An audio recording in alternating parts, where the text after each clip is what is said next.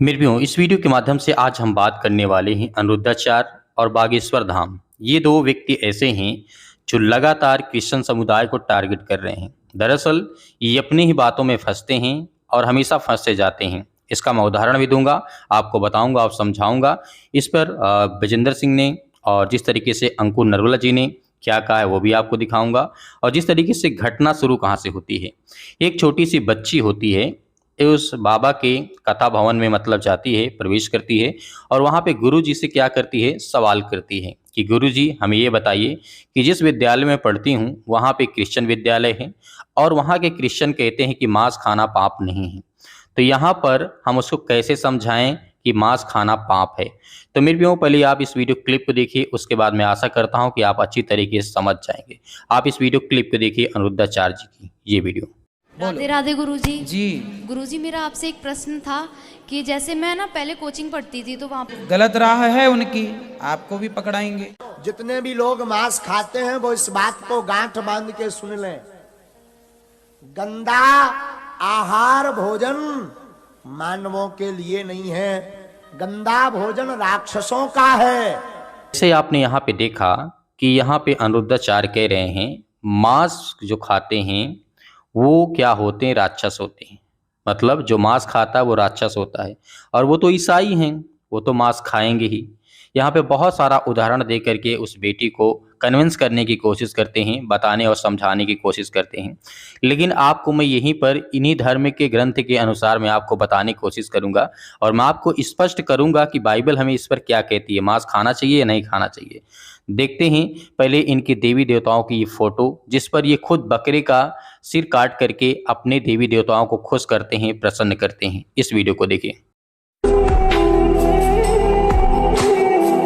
जैसे आपने देखा तो इसका तो आपको जवाब मिल गया होगा कि आप दूसरों को भला बुरा कहते हैं, आप कहते हैं ठीक है, यह आपकी पर्सनल ओपिनियन हो सकती है या आप बाई चांस मतलब किसी भी तर्क के हिसाब से आप बोल रहे हैं, लेकिन आपका भी धर्म ये कहता है कि हम जानवरों की बलि चढ़ाते हैं। आज आप देखिए भारत में 99% घरों में ऐसे हैं जो मांस खाते हैं लोग, और जिनके घरों में जो बलिदान चढ़ाया जाता है जानवरों का आज भी है, वहाँ पर देखा जाता है।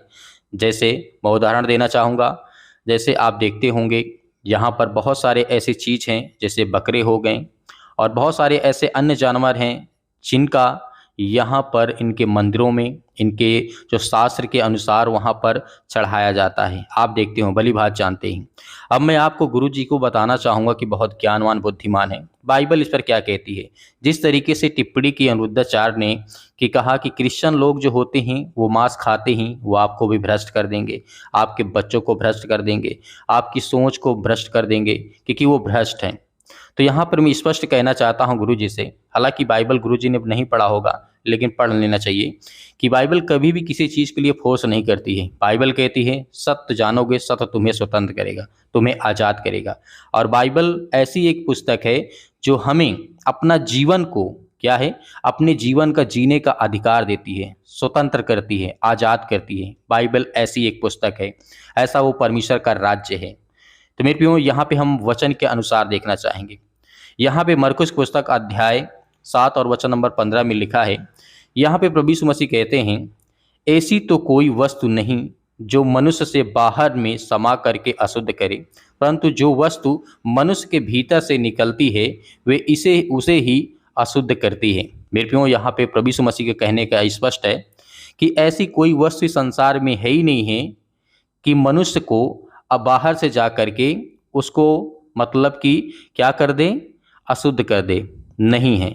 लेकिन प्रभु यीशु मसीह कहते हैं भीतर से जो बातें निकलती हैं उससे मनुष्य क्या होते हैं, अशुद्ध होते हैं, उसे अशुद्ध कर सकती है। जैसे 21 में देखते हैं, क्योंकि भीतर से अर्थात मनुष्य के मन से बुरी बुरी चिंता, बेविचार, चोरी, हत्या, परस्त्रीगमन, लोभ, दुष्टता, छल, लूचपन, कुदृष्टि, निंदा, अभिमान और मूर्खता निकलती है।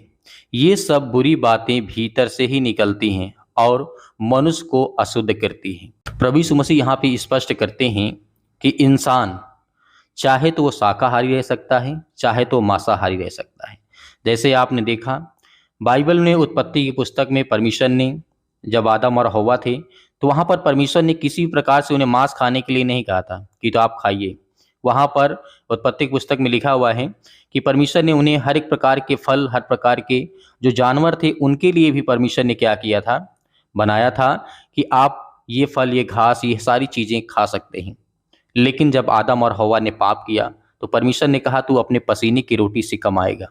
तभी से वहाँ से आपने देखा कैन और हाबिल के जीवन में घटना हुआ और वो एक दूसरे को मारने लगे। तब से सारी चीज़ें हमें देखने को मिली। तो मेरे प्रियो यहाँ पे स्पष्ट करता है, और जिस तरीके से यहाँ पर अंकुर नरूला जी क्या कहते हैं, आप इस वीडियो क्लिप को देखिए, उसके बाद मैं और थोड़ी बातें करता हूँ। कोई बड़ी बात नहीं है, शैतान भी विश्वास करता है यीशु मसीह परमेश्वर है।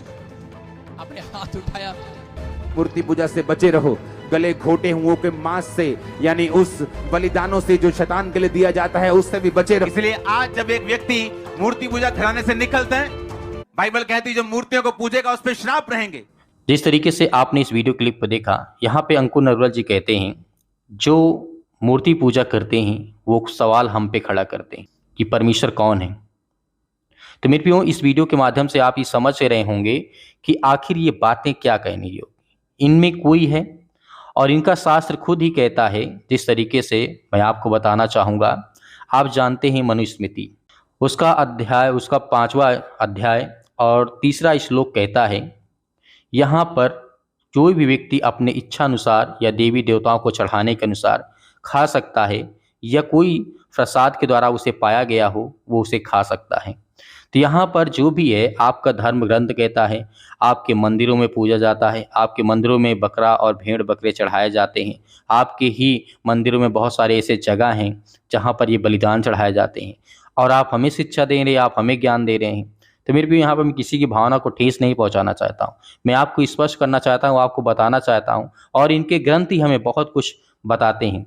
प्रभु यीशु मसीह तो कहते हैं, बाइबल जो है, हमारा जो बाइबल ग्रंथ है वो तो सबको आज़ाद करता है, वो सब मसीह भाई बहनों को, संसार के लोगों को आज़ाद करती है।